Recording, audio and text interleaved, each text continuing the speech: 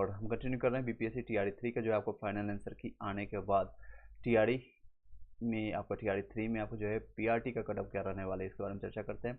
और ये फाइनल रहने वाली ऑफिशियल आंसर की मानने में 119 पर आपका कटअप बनेगा। आप लोग को वाली बात ही पता है कि एक नंबर आपका जो है सभी लोग को कॉमन नंबर मिल गया, यानी कि ये डिलीटेड कर दिया गया बीपीएससी की तरफ से। अगर यूआर में आपका 75 से 80 के बीच में और 80 प्लस आपका बन रहा है तो यूआर में आप सेफ और साइड में रहेंगे। फीमेल का 65 से 75 के बीच में रहेगा, 10 नंबर का डिफरेंस जनरली रहता है। ईडब्ल्यूएस में 65 से 70 के बीच में रहेगा, फीमेल में 55 से 60 के बीच में रहेगा। और अगर ईबीसी की बात करें, ईबीसी का और आपका 62 से लेकर 65 के बीच में रहेगा, इसमें प्लस है आपका सेफर साइड में रहेगा। और ईबीसी फीमेल का आपका 52 से लेकर के आपका 56 के बीच में आपका रहने वाली है, 52 से लेकर के 56 के बीच आपका रहने वाली है। चलिए आगे कंटिन्यू करते हैं। बीसी का आपका 67 से ईबीसी से 2-3 नंबर आपका ज़्यादा रहता है, ईबीसी से आपका 2-3 नंबर ज़्यादा रहेगा, 68 से 72 के बीच में रहने वाली है। नेक्स्ट अगर बातें करें एससी का 57 से 60 के बीच में रहेगा। और ये एसटी का आपका 58 से लेकर के 60 के बीच में रहेगा। ये आपका बीसी फीमेल का देख सकते हैं 58 से 62 के बीच में रहेगा। एससी का 50 से 53 रहेगा। और आपका एसटी से आपका रहेगा 48 से आपका रहेगा, 48 से आपका इस तरह से। चलिए कोई डाउट रहता है तो आप पूछ सकते हैं, कोई if you have any doubt you can ask over there. चलिए आगे कंटिन्यू करते हैं।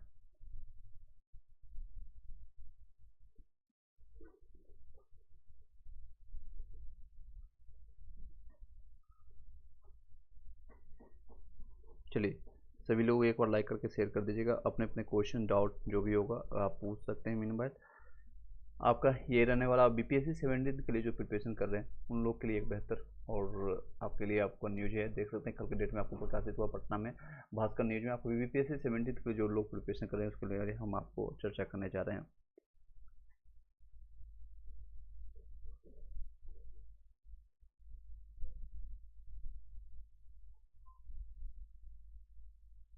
एक बार वीडियो को शेयर कर दीजिएगा लाइक करके, और कोई क्वेश्चन रहता है तो आप पूछ सकते हैं। साथ ही साथ बीपीएससी 17 के लिए हम केमिस्ट्री का क्लास है जो लोग अभी कंटिन्यू कर रहे थे उसका आज संभवतः है प्रयास है रहेगा, आज आपका कंप्लीट हो जाएगा पूरा। थ्योरी पोर्शन हम कंप्लीट कराएंगे, फिर आपका मेन जो है आपका मेन पोर्शन यानी कि एमसीक्यू वो भी हम करवाएंगे, प्रैक्टिस सेट आपका करवाएंगे। हज़ारों से यानी 10,000 से ज़्यादा हम क्वेश्चन करवाएंगे पूरे आपका जीके जीएस आपका सारे सब्जेक्ट का लेकर के। चलिए कई लोगों का क्वेश्चन आ गया है सर पीआरटी में 60 में उर्दू में हो जाएगा आपका, ओके। हैंडीकैप्ड भी आपके पास है तो 60 में हो जाएगा आपका। चलिए बातें करते हैं, ये आपका रहने वाला है पीआरटी का। हम बातें करें अगर 6 to 8 9 से 10 की बात करें तो आप यहाँ पर से देख सकते हैं, यहाँ पर आपका रहेगा। कई लोग पूछ रहे हैं ये कटअप रहने वाला, बिल्कुल यही संभवतः है यही रहने वाली है। अगर कोई इंटरनल धांधली नहीं होती है, कोई आपका टीआरई 1 और टीआरई 2 के जैसा अगर कुछ इंटरनली नहीं होता है तो ये देख सकते हैं इंग्लिश और ये उर्दू का है। बाकी आप इंग्लिश बाकी 9 से 10 वाले इंग्लिश हिंदी मैथ साइंस वाले आप यहाँ देख सकते हैं। चलिए कंटिन्यू करते हैं। बीपीएससी 17 के लिए जो प्रिपरेशन कर रहे हैं उनका जिला जो है जीरो के सेंटर पर आप अलग अलग सेट के पेपर हो, हर सेट में आपका सवाल भी अलग होंगे। और टोटल इनके साथ ही पेपर के आपका हर सेट में आपका 8 रंगों के होंगे, यानी टोटल 7 रंग आपने देखा होगा जो 7 रंगों होता है जो कि इंद्रधनुष बनता है। एक रंग यहाँ पर ज़्यादा बीपीएससी आपको साथ खेला करेगी। अब क्या है खेला उसके बारे में हम चर्चा करते हैं।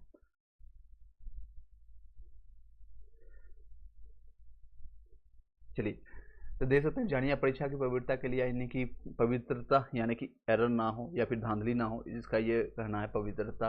क्योंकि कोई स्त्री नहीं है, कोई सीता का यहाँ पर कुछ नहीं हो रहा है, बल्कि ये पवित्रता इनके बारे में कह रहे हैं कि अगर यानी कि पवित्रता यानी कि नीट एंड क्लीन हो एग्जामिनेशन हो, इसके बारे में कैसे कैसे इंतजाम किए जा रहे हैं। A to Z आपका जो है सेट के पेपर का होगा, यानी कि 4 जगह की आपका 8 रंगों का पेपर प्रश्न पत्र होगा। पहले से पेपर में 4 सेट में होता है और 4 रंगों में पेपर होगा, यानी 2 पालियों में आपका एग्जामिनेशन होगा।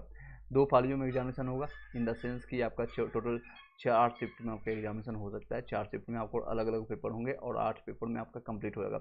इससे आपका ये एक चीज़ संभव हुआ है कि आपका नॉर्मलाइजेशन पर आपका बात आ जाएगी। अब नॉर्मलाइजेशन कई लोग को बेनिफिट भी देता है, ये लक बाई चांस में कह सकते हैं। अगर आपका लक अच्छा रहा तो पेपर ईजी आएगा, या फिर आपका डिफिकल्ट है, या फिर नॉर्मलाइजेशन कई लोग का नंबर बढ़ा भी देते हैं, कई लोग का घटा भी देता है, इस पर भी डिपेंड करेगा, इन सारी चीज़ों पर भी डिपेंड करेगा। तो नेक्स्ट अगर बातें करें नेक्स्ट महत्वपूर्ण बिंदु पर, तो देख सकते हैं आपका हर सेंटर में आपका जो है पेपर आपका 100% अलग होंगे। एक सेट के प्रश्न आपके के क्रम जो है 96% बदले जाएंगे, यानी 94% ऐसे क्वेश्चन होंगे जो सेम रहेगा। और प्रिंटिंग से लेकर के परिवहन तक के बदलाव होंगे। 5 पॉइंट आपका समझिए, पेपर तो आपको प्रश्न पत्र की छपाई जो बीपीएससी किसी एक से नहीं, अलग अलग आपका जगहों से प्रिंटिंग प्रेस से आपका छपाई कराएगा। ये प्रेस किसी एक राज्य या जिले में नहीं होंगे, सभी अलग अलग राज्यों में होंगे। पहले बंगाल में कराई जाती थी और ये धांधली का शिकार हुआ था। प्रश्न पत्र दूसरे जो है पत्रों का आपका परिवहन जो है प्रेस है, यानी से लेकर के पेपर जिले के। आई होप कि सभी लोग को वॉइस क्लियर जा रहा होगा, एक बार बता दीजिएगा। चलिए और अच्छे से आपको वॉइस जा रही होगी। पेपर जो है प्रेस से लेकर के आपका जिले के ट्रेजरी तक आपका अलग अलग जगहों से पहुंचेगा, ताकि ट्रेजरी तक पहुंचने के दौरान वाहन का आपका लोकेशन नहीं मिल सके। पेपर की एक कोडिंग नंबर से नहीं बल्कि कलर से होगी।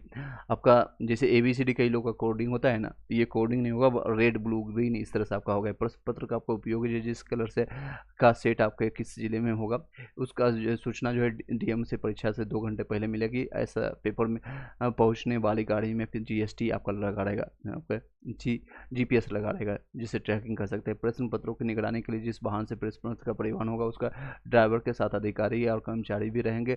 सुरक्षा के लिए आपका जो वाहनों में कमांडो भी रहेंगे, यानी कि पेपर परिवहन के दौरान छेड़छाड़ की कोशिश तो हुई तो तुरंत कार्रवाई होगी। परीक्षा केंद्र की निगरानी में जिस सेंटर पर परीक्षा होनी है उसे पहले ही अलर्ट जोन में रखा जाएगा। संबंधित सेंटर की लगातार निगरानी में होगी।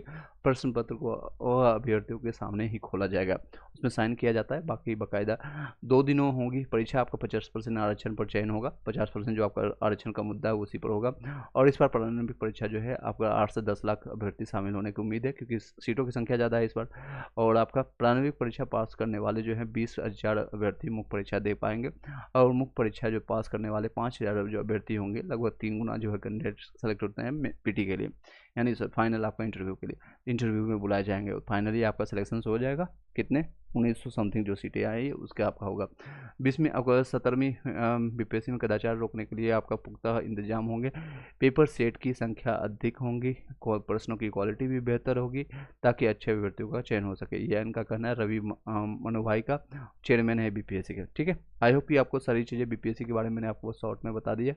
अब चलते हैं महत्वपूर्ण बिंदुओं पर जो आप लोगों के लिए आने वाले टाइम में हम BPSC, चाहे आपका ज्योग्राफी हो या फिर आपका केमिस्ट्री हो, आपका ज्योग्राफी का बायोलॉजी का क्लासेज जो ऑलरेडी चल रही है आप लोग के पाइपलाइन में, और कंटिन्यू आपका केमिस्ट्री का क्लास चल रहा है, MCQ करवाया जा रहा है। आप इसका सभी लोग आप प्लेलिस्ट जा करके देख सकते हैं। प्लेलिस्ट अगर आप देखेंगे तो सारी चीज़ें आपको उपलब्ध हो जाएगी। तो BPSC रिवीजन सीरीज के नाम से आपको पहले ही मिल जाएगा। यहाँ से 3-4 क्लासेज आपको जो ली गई है रिसेंटली आपका 2 से 3 दिनों में, उसको जा करके आप रिवाइज कर सकते हैं टाइम टू टाइम। चलिए आगे कंटिन्यू करते हैं। आपका जो है यहाँ तक आपको पढ़ा दिया गया था और समझा दिया गया था, आगे हम कंटिन्यू करते हैं। चलिए कोई क्वेश्चन रहता है आप पूछ सकते हैं, आगे कंटिन्यू करेंगे। जिन लोगों को अगर स्टडी करना है आगे कंटिन्यू कीजिएगा, और आपको निश्चित तौर पर से आपको बेहतर आपको अनुभव होगा जब आप क्लासेज कंप्लीट करेंगे। तो आपको एज कम्पेयर टू अगर दूसरे क्लासेज अगर आप कहीं भी क्लासेज किए होंगे, देखे होंगे, समझे होंगे, तो उनसे बेहतर आपको अनुभव होगा। चलिए आगे स्टार्ट करते हैं।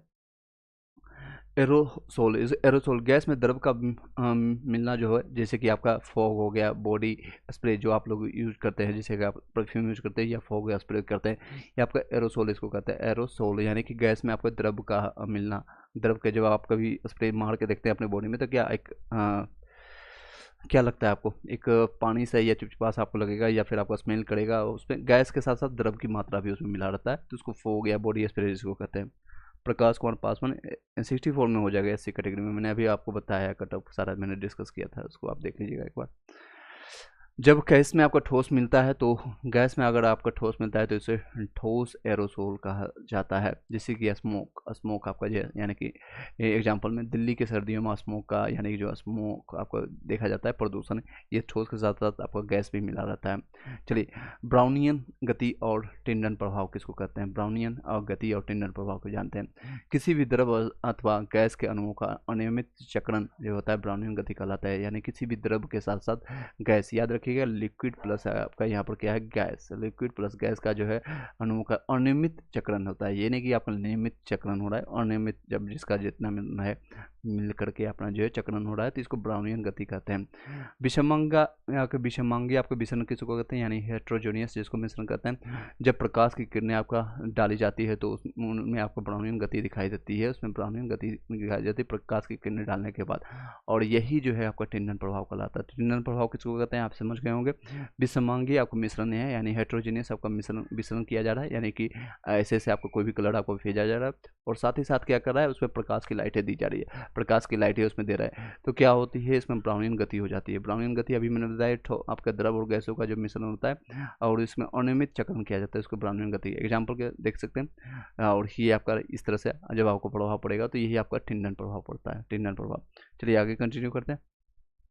अम्ल, क्षार और लवण के बारे में पढ़ेंगे। एसिड बेस आपका एसिड बेस इंग्लिश मीडियम वाले एसिड बेस आपका जो है स्टार्ट है, यानी अम्ल, क्षार और लवण के बारे में मिलने के बारे में हम चर्चा करेंगे।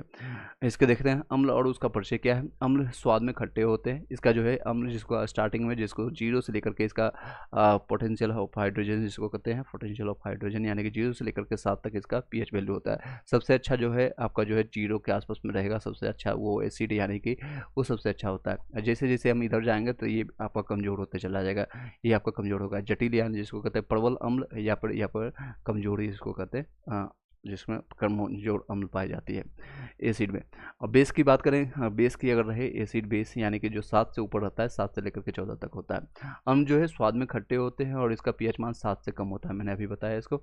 और जल में घोलने पर इसका जो है H+ आयन निकलता है, ये H+ आयन जो है इसको थोड़ा अम्लता यानी कि कम कर देता है। जैसे आप नींबू में पानी मिला देते हैं तो क्या होता है उसका जो है खट्टापन यानी कि आपका जो है कम लगता है। पानी मिला करके नींबू पीते हैं, नींबू शरबत हो गया, या फिर कई लोग जो शराब का सेवन करते हैं, शराब का सेवन होता है 2.2 के आसपास उसका पीएच वैल्यू होता है। जब उसमें शराब में या फिर ज़्यादा अल्कोहल में जो है आपका है पानी मिला करके पीते हैं, जनरली लोग यही करते हैं, ठंडा पानी बर्फिया मिला करके पीते हैं ताकि उसके जो है ज़्यादा खट्टा ना करवाना लगे, वो उसको जो है वैल्यू 7 के आसपास में पहुंच जाए। 7 के आसपास में पहुंचने के बाद उदासीन हो जाता है, यानी कि पानी का जो है पीएच मान 7 जो प्योर पानी होता है 7 होता है उसका वैल्यू, और पीने में उसमें कोई भी स्वाद नहीं, ये स्वादहीन हो जाता है, स्वाद इसमें रहता ही नहीं, स्वादहीन जिसको कहते हैं, इसलिए पानी मिलाया जाता है। शराब लोग जो पीते होंगे आप लोग को अनुभव होगा।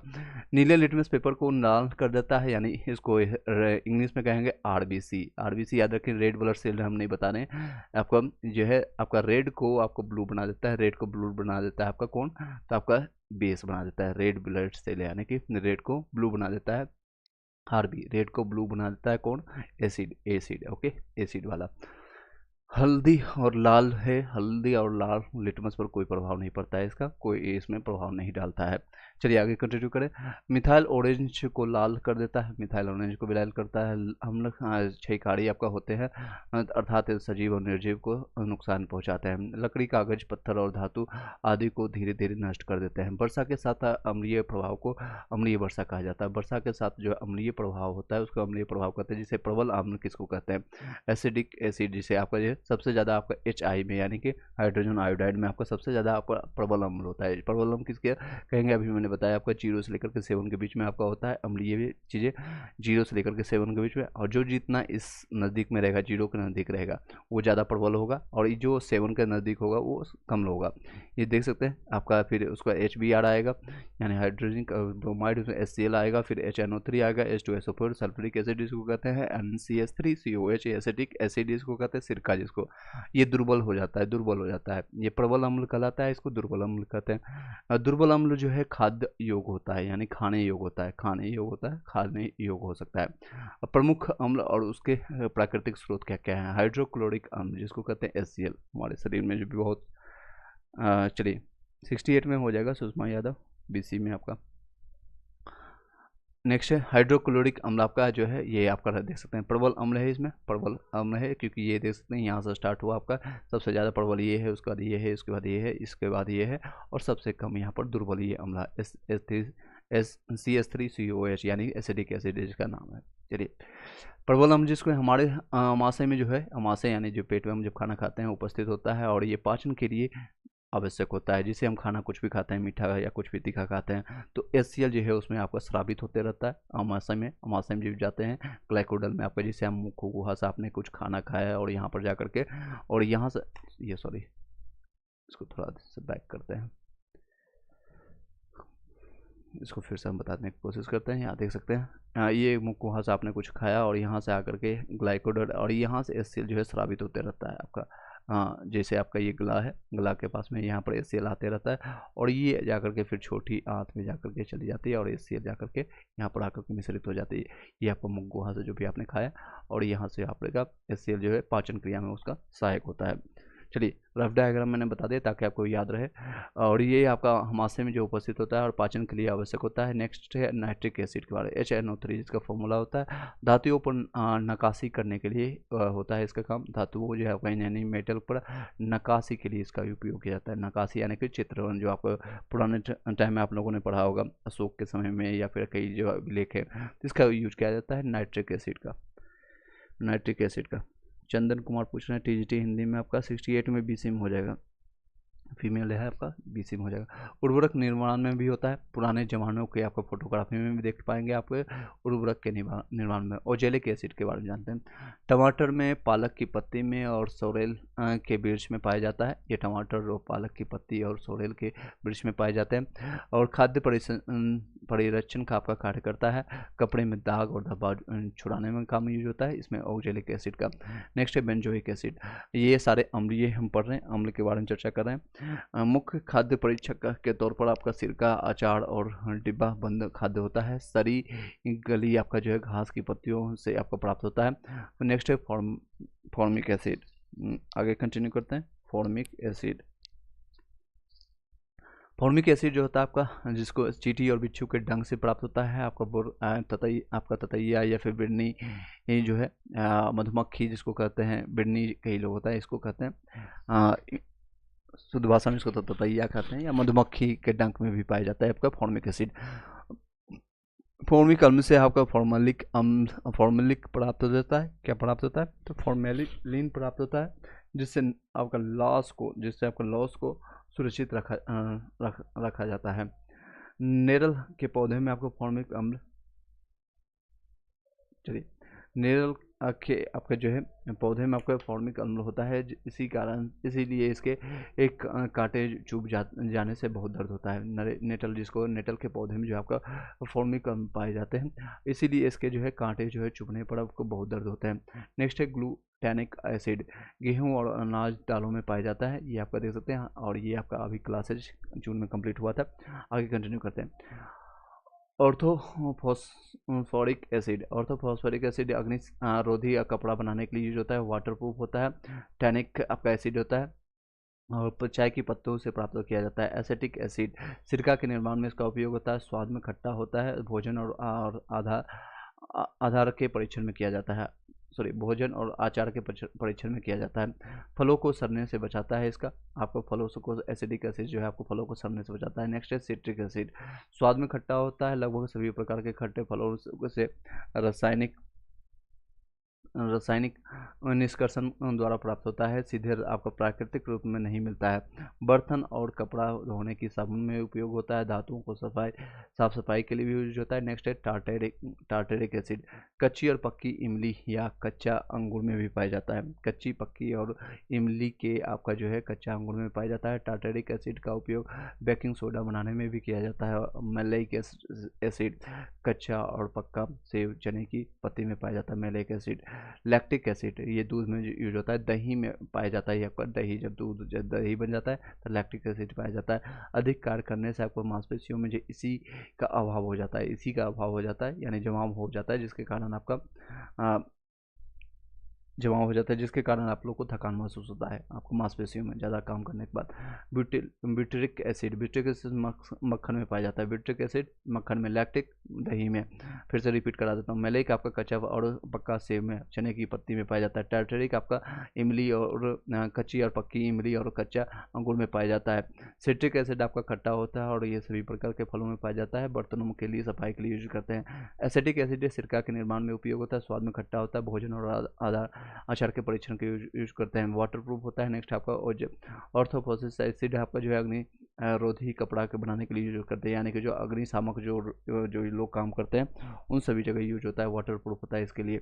चलिए आपको रिपीट कराएंगे, बार बार रिपीट करेंगे ताकि आपको मैक्सिमम चीज़ें यहीं पर याद हो जाएगा। चलिए आगे कंटिन्यू करें। नेक्स्ट, ब्यूट्रिक एसिड मक्खन में पाया जाता है। मक्खन में विशेष दुर्गंध और आरोहण उत्पन्न होता है और छाड़, और उसका आप छाड़ के बारे में चर्चा करेंगे। छाड़ जो आपका है 7 से लेकर के 14 तक इसका पीएच वैल्यू होता है।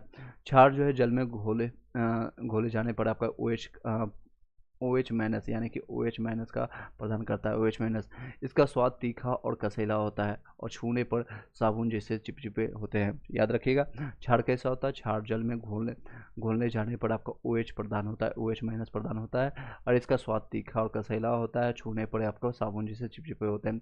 इसका मान 7 से ज़्यादा होता है और 7 से 14 के बीच में होता है। मैक्सिमम 14 वाले जो है इसमें प्रबल छाड़ कहलाएंगे और ये आपका कहेंगे दुर्बल छाड़ आपका है। नेक्स्ट है, लाल लिटमस को नीले में बदल देता है। ये आपका लाल को नीले में बदल देता है। लाल लिटमस को आपको नीले में बदल देता है बेस RB, ठीक है। नेक्स्ट है, लाल को ही आपका क्या करता है? रेड को नीला में बदलता है। R को, लाल लिटमस को नीले में बदलता है। ऊपर आप देखेंगे बेस में, अगर आपको मैंने अभी पढ़ाया बेस का, आप देख सकते हैं ये आपका क्या है, ये आपका नीले लिटमस को लाल में बदल देता है। ये आपका ब्लू को रेड में बदलता है। ये ब्लू को रेड में बदलता है। RBC याद रखेगा। इस तरह से याद रखने के लिए आपके BAR, सॉरी R यहाँ पर देखेंगे तो R, चलिए अगर कंटिन्यू करते हैं। यहाँ पर देखेंगे तो आपका एसिड बेस आपका बेस आता है। ये बेस जिसको कहते हैं बेस, वो आपका एसिड था। ये आपका रेड को क्या करता है? रेड को आपको करता है ब्लू में ट्रांसफर करता है। रेड को ब्लू में ट्रांसफर करता है। चलिए नेक्स्ट आगे बढ़ते हैं। हल्दी को लाल रंग में बदल देते हैं। ये आपका हल्दी को है, हल्दी पीला होता है, उसको लाल रंग में बदल देते हैं। मेथिल ऑरेंज को पीला प्रदान कर देता है और छाड़ को संरक्षक गुण वाले होते हैं और सजीव और निर्जीव को प्रभावित करते हैं, अर्थात लकड़ी, पत्थर आदि धातुओं को खड़ा आपका कर देते हैं। छाड़ जब वसा को अभिक्रिया करते हैं, छाड़ जब वसा से अभिक्रिया करता है तो हमें साबुन और ग्लिसरॉल प्राप्त होता है। क्या? ग्लिसरॉल प्राप्त होता है। प्रमुख छाड़ जो आपका है NaH, सोडियम हाइड्रोक्साइड जिसको कहते हैं, NaOH सोडियम हाइड्रोक्साइड जिसको कहते हैं, या कास्टिक सोडा इसको कहते हैं, या दाहक आपका सोडा भी कहते हैं। साबुन प्लास्टिक के निर्माण में और पेट्रोल के शोधन में आपका यूज होता है। नहाने वाले साबुन में आपको सोडियम और क्षार जो होता है, शैम्पू में आपका पोटेशियम क्षार पाया जाता है। नहाने वाले जो साबुन आप लोगों ने आज नहाया होगा तो आप कौन सा यूज करते हैं? तो सोडियम क्षार यूज होता है। शैम्पू जो बाल में जाओगे शैम्पू करके आए तो आपको पोटेशियम क्षार यूज होता है, पोटेशियम क्षार। स्ट्रॉन्ग बेस आपका जो है स्ट्रॉन्ग क्षार जिसको कहते हैं, मजबूत क्षार पोटेशियम आपका हाइड्रोक्साइड जिसको KOH कहते हैं, KOH आपका पोटेशियम हाइड्रोक्साइड इसको कहते हैं। कास्टिक पोटास इसको कहते हैं। मृद आपका यानी मुलायम साबुन और शैम्पू बनाने में इसका यूज होता है, पोटेशियम हाइड्रोक्साइड का। कॉटन आपका इंडस्ट्री में भी यूज होता है। स्ट्रॉन्ग बेस होता है, मजबूत क्षार होता है। कैल्शियम आपका हाइड्रोक्साइड CaOH का होल ट्वाइस होता है, CaOH का होल ट्वाइस होता है। चलिए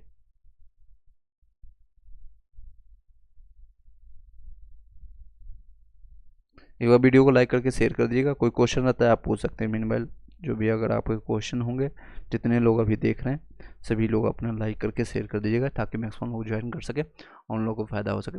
नेक्स्ट चलते हैं, स्केल्ड लाइम। स्केल्ड लाइम यानी सीमेंट बनाने में उपयोग होता है, जिससे कि आपका कैल्शियम हाइड्रोक्साइड जिसको कहते हैं, जो बुझा हुआ चूना जिसका CaOH का होल ट्वाइस, बिना बुझा हुआ चूना CO कैल्शियम ऑक्साइड कहते हैं। इसका फॉर्मूला याद रखने के लिए सिंपल फॉर्मूला है, आपको ट्रिक बता रहे हैं।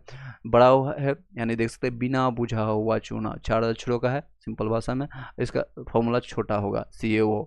बुझा हुआ चूना ये आपका 3 अक्षरों का है, इसका फॉर्मूला 4 अक्षर का होगा। जो 3 वाला होगा यहाँ पर 3 अक्षर का होगा, 4 वाला 3 से रिलेशन रखेगा, 3 वाला 4, यानी जो ज़्यादा बड़े अक्षर में जिसे लिखा हुआ बुझा हुआ चूना, CaOH का होल ट्वाइस, CaOH का होल ट्वाइस यानी कैल्शियम हाइड्रोक्साइड जिसको कहते हैं। बिना बुझा हुआ चूना CaO यानी कैल्शियम ऑक्साइड जिसको कहते हैं। नेक्स्ट है sodium bicarbonate NaHCO3 baking soda जिसको कहते हैं। कैल्शियम आपका सोडियम बाइकार्बोनेट जिसको कहते हैं मीठा सोडा, यानी खाने बनाने में भी इसका यूज होता है। कैल्शियम ऑक्साइड का मीठा सोडा और खाने बनाने में यूज होता है।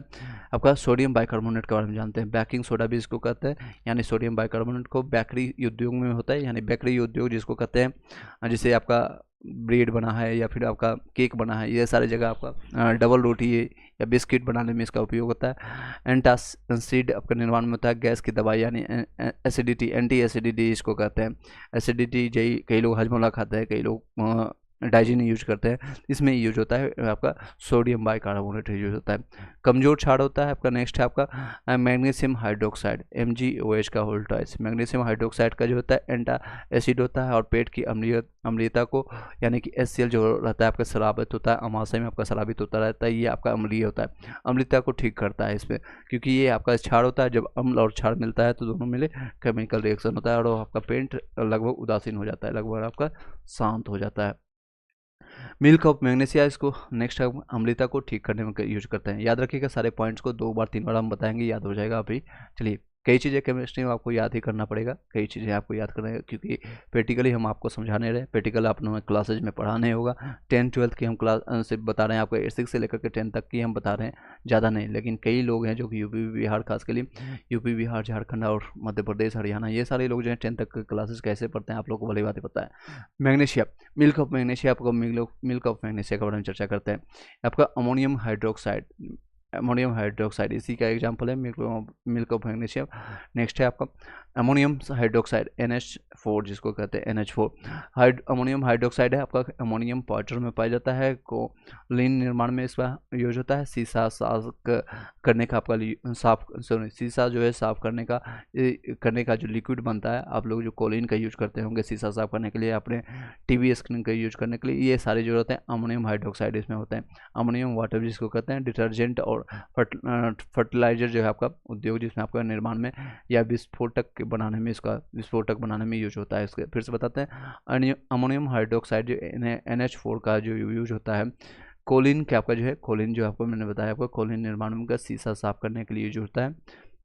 डिटर्जेंट और फर्टिलाइजर के निर्माण में यूज होता है। विस्फोटक के निर्माण में बनाने में यूज होता है। अम्ल और क्षार का रासायनिक गुण क्या है, इसके बारे में हम चर्चा करेंगे। आई होप कि यहाँ तक आप लोग को कुछ समझ आया होगा। यस नो में भी आप जरूर बताइएगा कुछ समझ आया। यस, एक बार दोबारा रिपीट कर लीजिएगा, 2 से 3 बार इस वीडियो को देखिएगा, आपको याद हो जाएगा। मैक्सिमम कई भी चीज़ें को आप 3 बार देखते हैं आपके सबकॉन्शियस माइंड में चला जाता है और एग्जामिनेशन में क्लिक करेगा वहाँ पर जाकर के। नेक्स्ट है अम्ल और क्षार का आपका रासायनिक गुण जानते हैं। प्याज के जूस में आपका क्षार मिलाने पर इसकी गंध जो और तीव्रता समाप्त हो जाती है। आपको पता है प्याज जब काटते हैं तो आंखों से आंसू शुरू हो जाता है।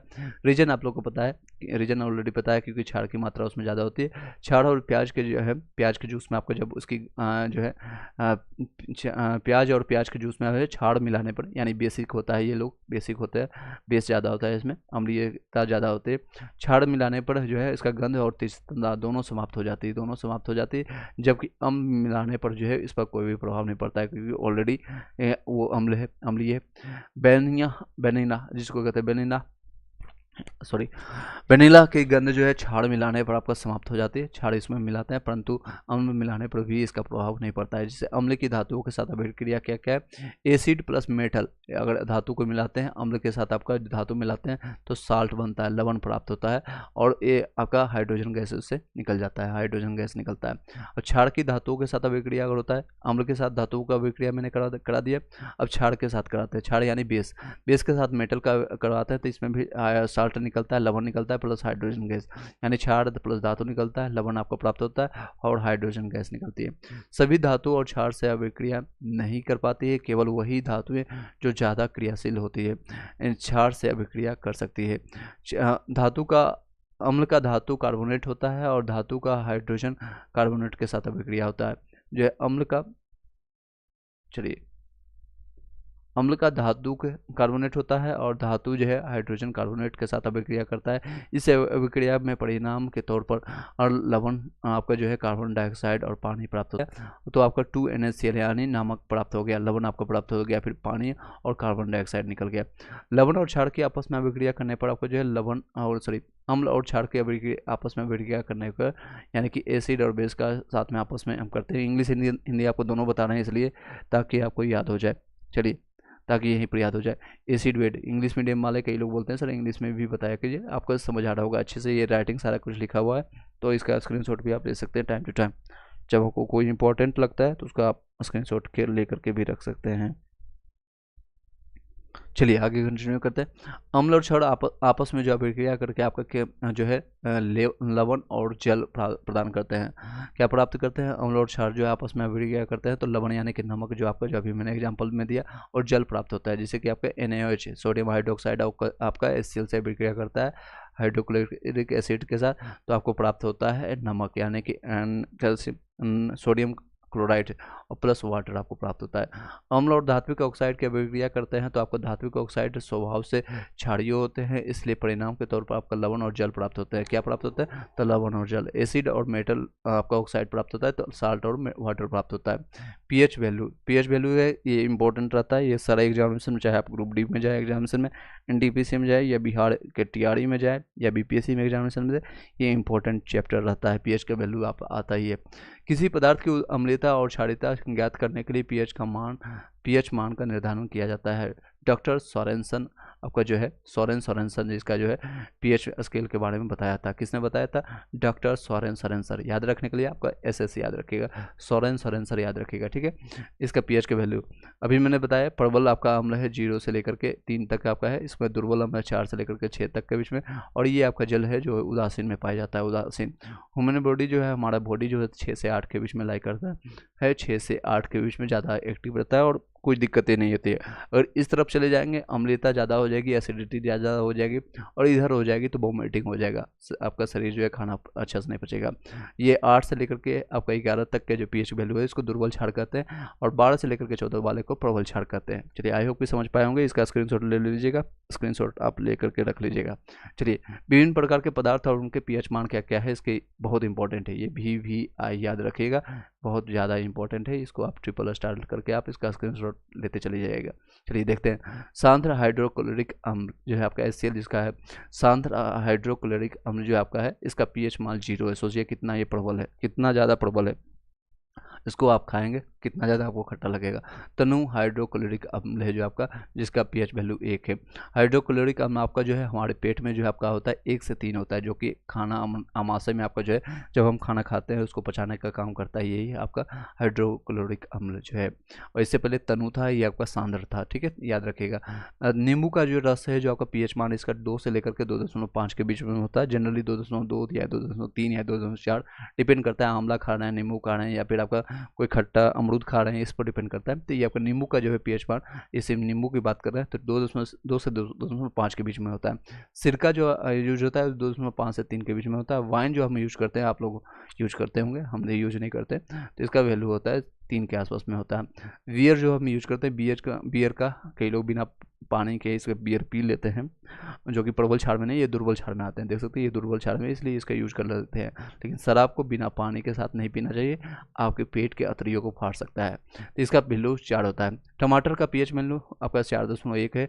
चाय पत्ती और कॉफ़ी का पीएच वैल्यू 5.5 से लेकर के 5 से लेकर के 5.5 के बीच में होता है। 5 से लेकर के 5.5 यानी 5.5 तक होता है। वर्षा का पीएच वैल्यू जो होता है, जो पहली बरसात में कई लोग आता है, जब पहली बरसात में आज जो भींग लेने दे, पहली बरसात में आके भींग लेने दो, ऐसे जैसे गाने जो आपका आता है बॉलीवुड में, ये बहुत ख़राब होता है। आपको स्टार्टिंग में ख़राब इसलिए होता है क्योंकि पहली बरसात में जो होता है पूरा डस्ट पार्टिकल आपके जाता है, डस्ट पार्टिकल आपके पूरा वातावरण वायुमंडल में होता है, वही वायुमंडल आकर के आपको बरसात में गिराती है, जिससे आपको कई बीमारियां होने की संभावना होती है। इसलिए आपको पहली बरसात में एटलीस्ट नहीं नहाएगा। बॉलीवुड वाले जितने भी गाने हैं बेवकूफ़ बनाने का काम करते हैं। वर्षा का जो है आपका जल जो है कि हालांकि शुद्ध जल नहीं प्राप्त होता है, ये आपका 5 पॉइंट से लेकर के 5.6 के आसपास में रहती है। कितना रहता है तो 5 से लेकर के 5.6 के आसपास में इसका पीएच वैल्यू होता है। इससे नीचे जो पीएच का मान आने पर आपका वर्षा का जल जो है तो अम्ल वर्षा कहलाता है। अगर इससे नीचे अगर आता है इसको अम्ल वर्षा कहते हैं। अम्लीय वर्षा है, इसको जबरदस्ती आपको इसको बनाया जाता है, यानी कृत्रिम रूप से इसको किया जाता है। नेक्स्ट आगे बढ़ते हैं मानव का मूत्र। मानव मूत्र जो है आपका मांसाहारी अगर कोई है, कोई ज़्यादा मांस खाता है तो उसका 6 से लेकर के 6.5 होता है पीएच वैल्यू, और शाकाहारी वाले का जो होता है 7.5 से लेकर के 8 के बीच में होता है। दूध का पीएच वैल्यू आपका 6.4 से लेकर के 6.8 होता है। रक्त का पीएच वैल्यू आपका जो आप कई लोग रक्त निकलने के बाद चाट लेते हैं या फिर आपका अंगूठा अपने हाथों में ले लेते हैं तो उसको एहसास होता है, थोड़ा सा क्या लगता है, खट्टा सा लगता है आपका कैसे सा। 7.35 से लेकर के 7.35 के बीच में, आपका 4.5 के बीच में रहेगा, यानी 7 पॉइंट अगर आपका कहीं कहीं 3 इतना रहेगा, 7 पॉइंट कहीं कहीं 4 रहेगा तो भी आपका चलेगा। और डबल डिजिट में नहीं जाती है, मतलब ट्रिपल डिजिट में नहीं जाते है, इस तरह से नहीं जाते, यहाँ तक भी से आपका काम चल जाएगा। ठीक है, याद रखिएगा। लार जो है आपका, लार जो आपका निकलता है जो कि खाने से पहले आपका निकलता है, जिसे आपका कहीं लोग आपको बोल दिया, आपके चाचा ममता हो या फिर आपके भाभी ने, आपका मम्मी ने बताया आज तुमको हम गोलगप्पा खिलाएंगे, तो क्या है पहले मुंह में आपका आ जाता है पानी सा, पानी आ गया, लाड़ आ गया, तो इसको इसका वैल्यू कितना होता है 6.8 होता है। लाड़ खाने के बाद अगर निकल रहा है तो 7.5, क्योंकि HCl से आपका जो है इसमें रिएक्शन हो रहा है, आपका 7.5। नमक का आपका पीएच वैल्यू 7 होता है, नमक का आपका 7 होता है। मानव के आंसू का वो कहता है 6.5 से लेकर के 6.5 से लेकर के 7.6 के हुए। समुद्र का जल होता है 8.2, यहाँ पर देख सकते हैं कितना ज़्यादा नमक का इसमें मात्रा होता है। तो आपका कितना प्राप्त होता है, कॉलम 97 में आपको हो जाएगा 8.2 होता है। आप ही कई लोग मरीना बीच जाकर चंदे या फिर पूरी आपका जाकर देखेंगे, कई लोग समुद्र में जाकर के नहाते हैं तो वहाँ पर प्राप्त होगा अगर 8.2 आपका पीएच वैल्यू आपको। बेकिंग सोडा का 9 होता है, 9 ज़्यादा ये प्रबल हो जाता है। मिल्क ऑफ मैग्नीशिया आपका 10.5, ये और ज़्यादा प्रबल हो जाता है क्षारीय। नेक्स्ट है सोडियम आपका हाइड्रोक्साइड का 13 से 14 होता है। टूथपेस्ट जो हम जो दांतों के लिए अच्छा होता है वो 8 के आसपास इसका पीएच वैल्यू होता है। आप लोग कई लोग देखते नहीं होंगे, इसके आप देखेंगे इंग्रेडिएंट्स आपको प्राप्त हो जाएगा। नेक्स्ट है कृषि के लिए अच्छी मृदा का पीएच वैल्यू जो होता है 7 होता है। कृषि के लिए अच्छी मृदा का जो है तो पीएच वैल्यू 7 होता है। आई होप कि यहाँ तक आपका क्वेश्चन आएगा। नेक्स्ट आपको टॉपिक पर चलते हैं, लवण, साल्ट के बारे में चर्चा करेंगे। साल्ट का बहुत इंपॉर्टेंट है हमारे लाइफ में साल्ट, और इससे क्वेश्चन भी आता है। अम्ल और क्षार की अभिक्रिया द्वारा आपका लवण प्राप्त होता है, यह अभिक्रिया जो है उदासीकरण अभिक्रिया कहलाती है।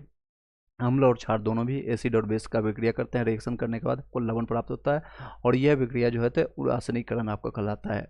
जिसे आपका HCl प्रबल अम्ल है, और NaHCO3 सोडियम हाइड्रोक्साइड, अभी मैंने बताया आपको सोडियम हाइड्रोक्साइड कितना है 13 से 14, इसका प्रबल क्षार है आपका, और ये आपका प्रबल क्षार दोनों अभिक्रिया से करता है, आपका नमक प्राप्त होता है NaCl, जिसको कहते हैं सोडियम क्लोराइड, आपका ये उदासीन होता है जिसकी वैल्यू 7 होता है, उदासीन, और वाटर निकल जाता है, ये उदासीकरण अभिक्रिया याद रखिएगा।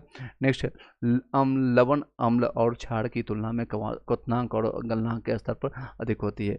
लवण जो है, लवण यानी कि नमक जिसको है, अम्ल और क्षार की तुलना में, अम्ल और क्षार से कंपेरिजन करेंगे, एसिड और बेस के हम कंपेरिजन करेंगे तो आपका जो है की तुलना में आपको क्वथनांक जो है और गलनांक के स्तर पर अधिक होती है, क्वथनांक और आपका गलनांक के स्तर पर अधिक होती है। सेंधा नमक जो है प्राकृतिक और उच्च क्रिस्टल वाला होता है, जिसमें कुछ अशुद्धि मिली होती है। सेंधा नमक में पूरी तरह से शुद्धि नहीं पाई जाती है, कई लोग इसको फास्टिंग के समय में इसका यूज करते हैं, फास्टिंग के समय यूज करते हैं। इसमें आपका NaCl प्लस आपका मिनरल्स इसमें मिले होते हैं।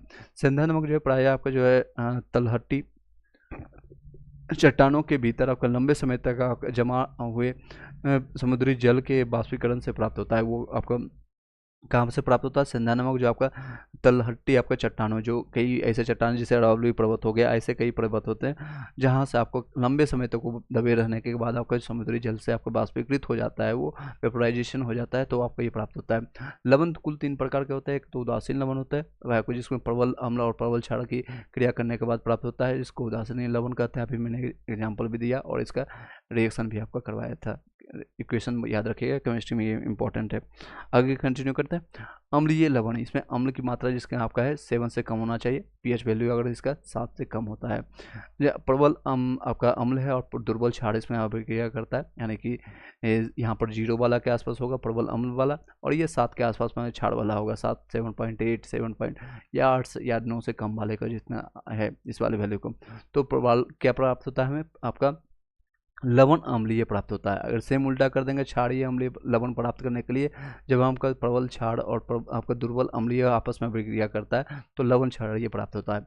पीएच मान और हमारा जो है पाचन तंत्र पर डिपेंड करता है, जिसे हमारे अमाशय में जो है में प्रबल अम्ल यानी HCl उत्पन्न होता है, जो कि भोजन को अम्लीय माध्यम में बदल देता है। इसके दो लाभ होते हैं, एक तो भोजन सड़ने से बच जाता है और दूसरा अम्लीय माध्यम से वाले जो भोजन का प्रोटीन आसानी से पच जाता है। जो अम्लीय माध्यम से हमारा जो है भोजन का प्रोटीन जो है आसानी से पच जाता है। अमाशय में आपका HCl की मात्रा ज़्यादा होने पर आपका यानी ज़्यादा हो जाता है तो एसिडिटी हो जाता है या अम्लता की समस्या हो जाती है, उसी को कहते हैं एसिडिटी गैस या जो भी आप नाम लें।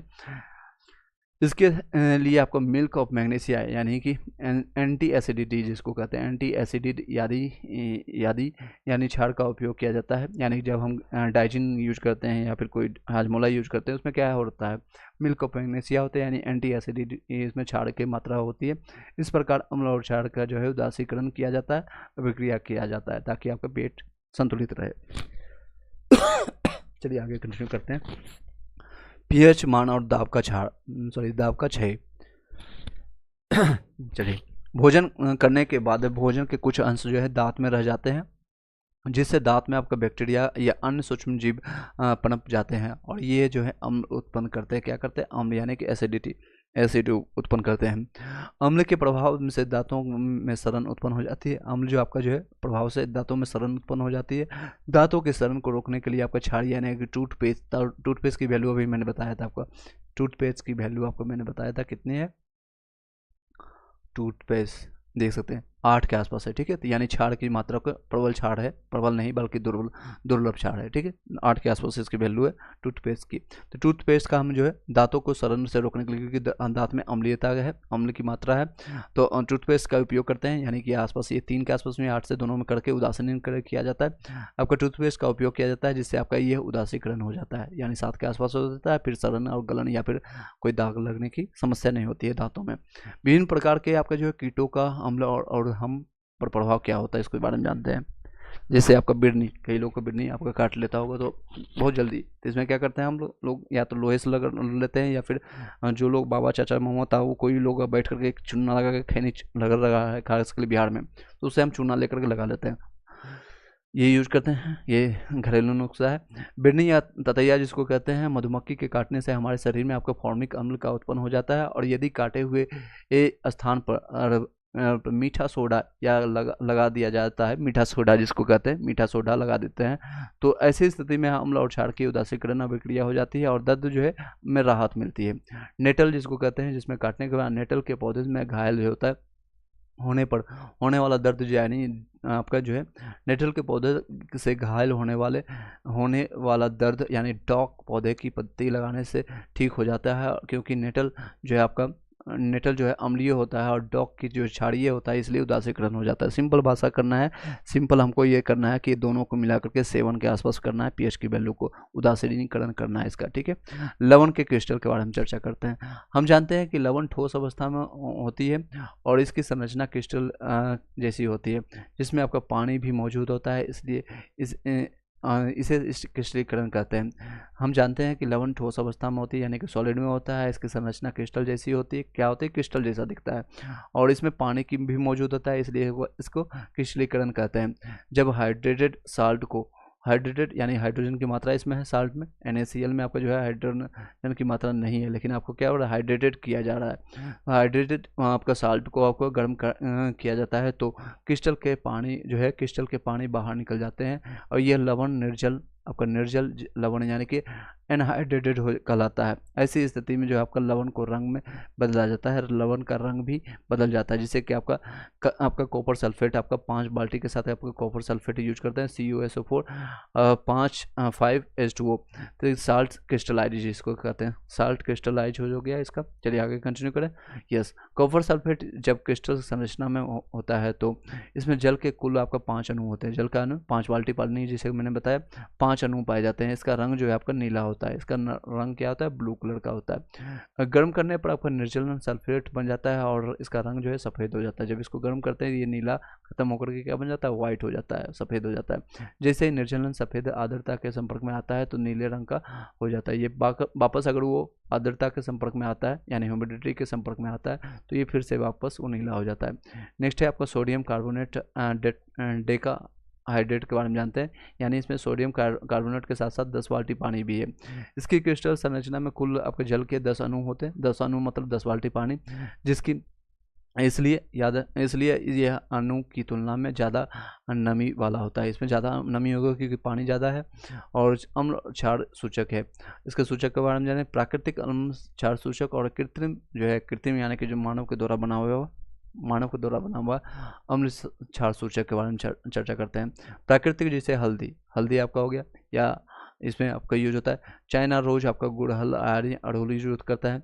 लाल पत्ता गोभी हो गया, जैतून का तेल हो गया, जैतून की पत्ती हो गई, खाने वाला चूना हो गया और लिटमस पेपर। खाने वाला चूना जैसे खैनी में लगा कर आप लोग खाते हैं, वो नहीं कि आपको वॉलपेपर में लगा, जो आपका दीवार में लगा हुआ पुट्टी उठा करके वो चूना लगा लेना है, वो चूना नहीं खाते हैं, ठीक है। नेक्स्ट है ये आपका कृत्रिम से जो बनाया हुआ, मानव के द्वारा जो बना हुआ है, ये देख सकते हैं, ये अम्ल क्षार का सूचक है। जैसे मैथिल ऑरेंज जो आपका होता है, एसिड में आपका लाल होगा और उसी को अगर बेस में होगा यानी कि क्षार में वो पीला होता है, ये रंग पीला होता है। नेक्स्ट है, याद रखेंगे सभी लोग, यस नो में भी याद रखिएगा, जरूर याद रखिएगा, ये इंपॉर्टेंट है। मेथिल ऑरेंज जो आपका है, एसिड में आपका लाल होता है और बेस में आपका पीला होता है। एसिड में लाल, बेस में पीला, एसिड में लाल, बेस में पीला, याद रखिएगा। नेक्स्ट है फिनाफ्थलीन अम्ल जो है आपका, इसमें क्षार आपका पिंक में पाया जाता है और इसमें अम्ल में कोई रंग नहीं होता है, अम्ल में कोई नहीं रंग होता है। फिनेप्थलीन आपका जो होता है, फिनेप्थलीन जो होता है अम्ल में कोई भी नहीं होता है, क्षार में आपका पिंक होता है, क्षार में पिंक होता है। रेड ऑरेंज, रेड में आपका अम्ल में पीला और क्षार में लाल, उल्टा हो जाता है आपका। रेड ऑरेंज में आपका जो होता है आपका अम्ल में पीला, क्षार में लाल, क्षार में लाल, ठीक है। फिनोल रेड में, फिनोल में अम्ल में पीला, अम्ल में पीला आपका, क्षार में आपका लाल होता है, क्षार में लाल होता है। चलिए आगे कंटिन्यू करते हैं। आज से संभवतः है आपका पूरा केमिस्ट्री आपका कंप्लीट हो जाएगा। सूचक से जुड़े प्रमुख बिंदु, यदि किसी लिटमस पेपर को उदासीन जल में डाला जाए तो पर्पल रंग का होता है, यानी पर्पल यानी बैगनी कलर का आपका रंग हो जाएगा। यदि किसी लिटमस पेपर को उदासीन यानी कि 7 के आसपास में जल में डाला जाता है तो 7 लिटमस पेपर को डाला जाता है तो वो पर्पल रंग का बैगनी कलर का हो जाता है।